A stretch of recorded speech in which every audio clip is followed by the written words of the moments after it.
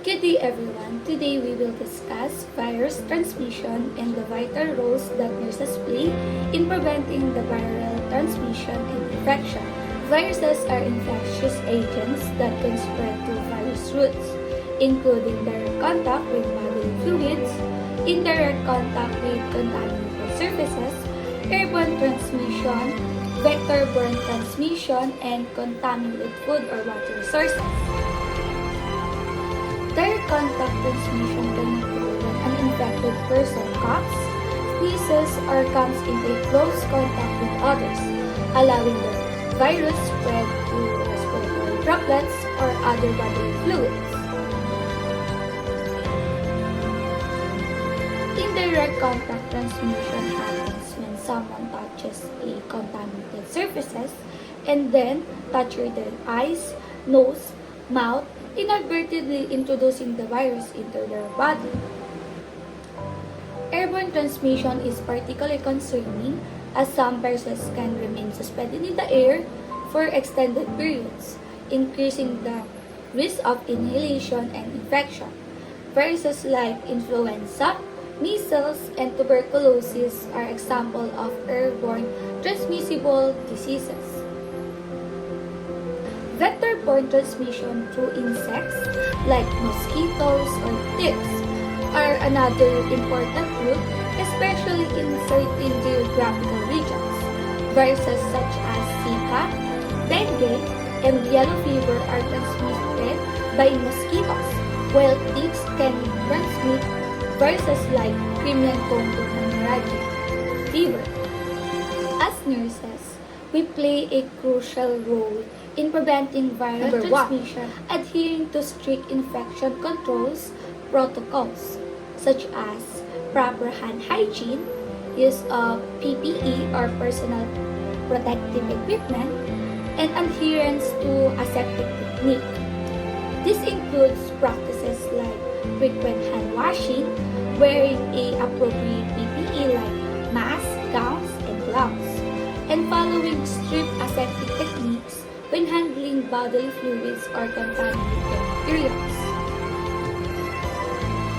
Second is educating patients and their families about preventive measures, such as cough etiquette, hand washing, and avoid close contact with infected individuals. We must take the time to explain and demonstrate proper coughing and sneezing techniques, the importance of hand hygiene, and the need for isolation or social distancing when necessary. Number 3. Implementing isolation precautions for patients with suspected or confirmed viral infections, following guidelines for contact, droplet, or airborne precautions as appropriate. This may involve placing patients in negative pressure rooms, using specialized air filtration systems, and ensuring strict adherence to PPE protocols. Number 4. Ensuring proper handling, disposal, and decontamination of potential infectious materials and surfaces. Safe handling and disposal of contaminated materials, as well as a thorough cleaning and disinfection of surfaces, are essential to preventing the spread of viruses. Number 5. Promoting and participating in vaccination programs for preventable viral diseases, both for healthcare workers and patients. Encouraging vaccination against viruses like influenza, hepatitis B, and human papilloma virus or HPV can significantly reduce the risk of viral transmission and infection. Number 6. Staying up to date with the latest guidelines and recommendations from health authorities regarding viral outbreaks and emerging viral threats. Continuous education and training are crucial as a new viral threats and outbreaks can emerge rapidly, requiring swift action and updated protocols. Number 7. Advocating for public health measures and community awareness campaigns to prevent the spread of viral infection. As trusted healthcare professional, we can play a role in promoting public health initiatives, educating the community, and advocating for effective prevention strategies. By consistently practicing these preventive measures and adhering to infection control protocols, we can significantly reduce the risk of viral transmission within healthcare setting and the broader community. However, it is important to remember that our efforts must be ongoing and adaptable, as a new viral threats may emerge, requiring us to update our knowledge and practice accordingly.